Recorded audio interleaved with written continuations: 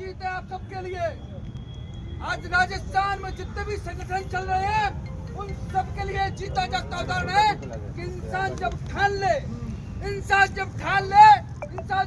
ले कि मुझे ये आवाज उठानी है, मुझे ये जंग जीतनी है, मुझे किसी और के लिए नहीं है, अपने अधिकार के लिए घरों से निकलना है, और कोई ऐसी ताकत नहीं है जो आपके अधिकार को, आपकी भर्ती को परीक्षा से कराने की ताकत रखती है।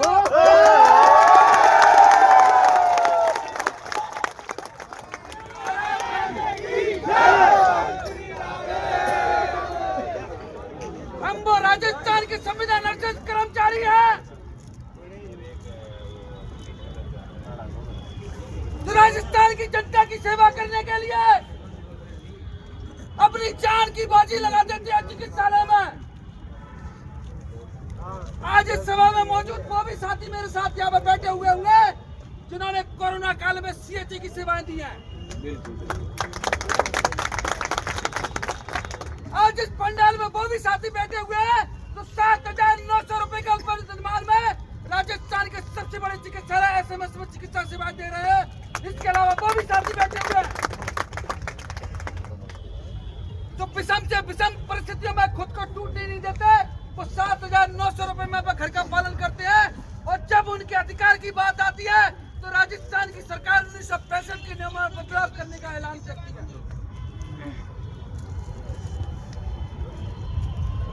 अरे हम आपके कर्मचारी हैं, मजदूरों की तरह दिन रात सेवाएं करते हैं।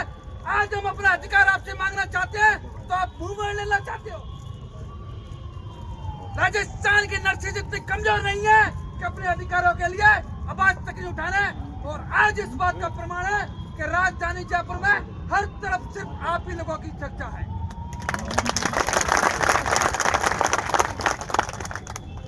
मेरा उद्देश्य सिर्फ इतना है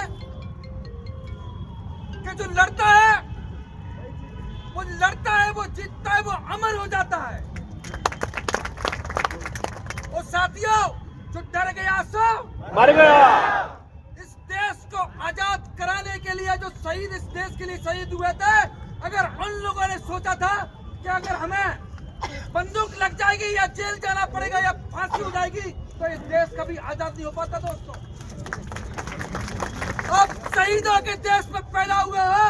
प्रत्येक व्यक्ति जो बैठा है यहाँ पर, हर व्यक्ति भगत सिंह है, हर व्यक्ति चंद्रशेखर आजाद है जो अपने हकों के लिए लड़ने की ताकत भी रखता है और जब जरूरत पड़े तो अपने गला कटवाने की ताकत रखता है। और राजस्थान सरकार की राजधानी में, जयपुर में राजधानी में, मैं बता देता हूँ,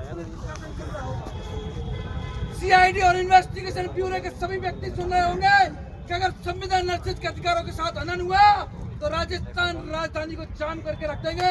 चिकित्सा व्यवस्था को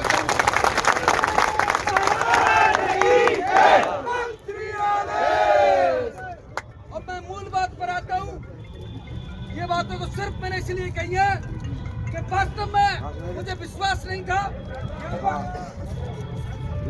मुझे इतना यकीन नहीं था कि पिछले 2 महीने में जो संघर्ष चल रहा है, 2 महीने से राजस्थान के जिलों में खून से पोस्ट कार्ड लिखे जा रहे हैं और जिलों में रैलियां निकाली जा रही हैं और प्रत्येक जिले से माननीय चिकित्सा मंत्री और मुख्यमंत्री जी के नाम ज्ञापन दिए जा रहे हैं। आज उस भीड़ का सैलाब इतना बड़ा होगा इसका मुझे विश्वास नहीं था, इसलिए 2 लाइनें आपके सम्मान में ये बोली है मैंने। अब अपन मुद्दे की बात करते हैं। 8 सदस्यों का प्रतिनिधिमंडल आपके बीच से गया था और आपकी ताकत और आपकी आवाज को रखने के लिए प्रतिनिधि के रूप में मैं भी आपके विश्वास और इन साथियों के साथ गया था। हमारे बीच में फार्मासिस्ट कैडर के साथी भी गए थे, हमारे बीच में पैरामेडिकल कर्मचारियों के साथी भी गए थे। इन सबके बीच में 7-8 व्यक्तियों ने हमने वार्ता की है। माननीय चिकित्सा मंत्री महोदय को सबसे पहले तो अपन ने ज्ञापन दिया। ज्ञापन देते ही चिकित्सा मंत्री महोदय के शब्द थे, क्या मुझे ध्यान है भर्ती का मामला है और मेरिट प्लस बोनस से मामला है और आपके लोग शहीद स्मारक पर बैठे हुए हैं, मुझे बहुत अच्छे से ध्यान है। मैंने कहा माननीय, बिल्कुल आपके ध्यान में है, जिस विधानसभा क्षेत्र में आप चाहते हैं वहाँ हमारे प्रतिनिधि आपको समय समय पर अवगत करा रहे हैं, लेकिन आज तक कार्रवाई नहीं हुई है।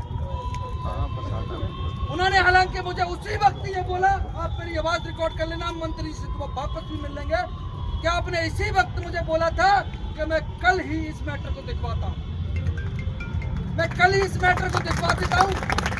लेकिन मैंने उनको बोला, पांडलिगिरी जी भी खड़े थे उनके साथ में, हमारे साथी भी खड़े थे, मैंने उनको बोला कि माननीय शहीद स्मारक पर हर विधानसभा क्षेत्र से आए हुए कम से कम 4000 लोग बैठे हुए, आपके विभाग से या आपकी तरफ से, सरकार की तरफ से कोई भी प्रतिनिधि इस बात को धरने पर जाकर कहता है तो हमारे लिए बहुत सम्मान की बात होगी, हमारे साथियों के लिए बहुत सम्मान की बात होगी।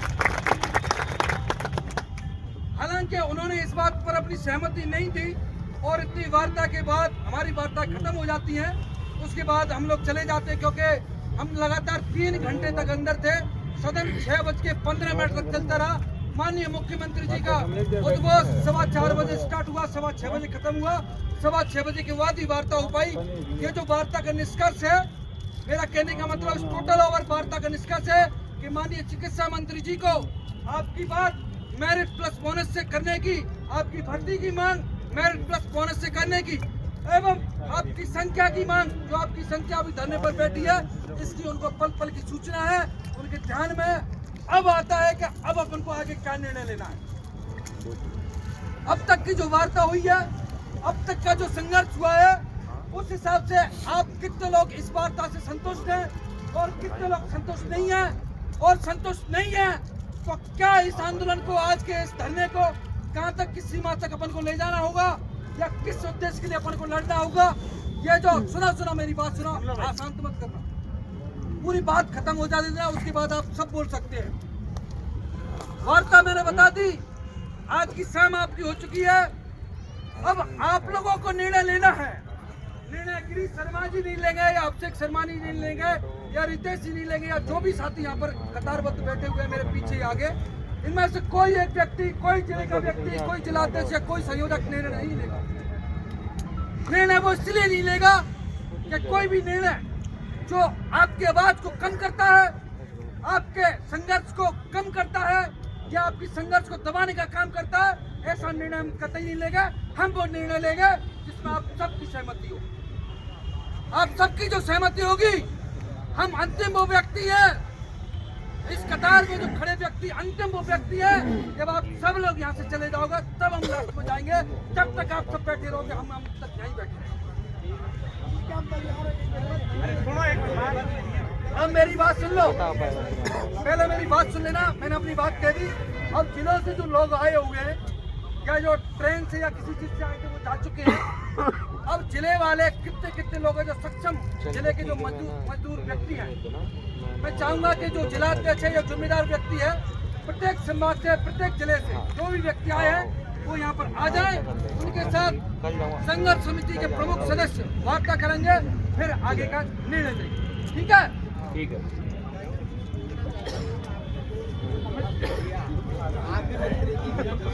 हाँ।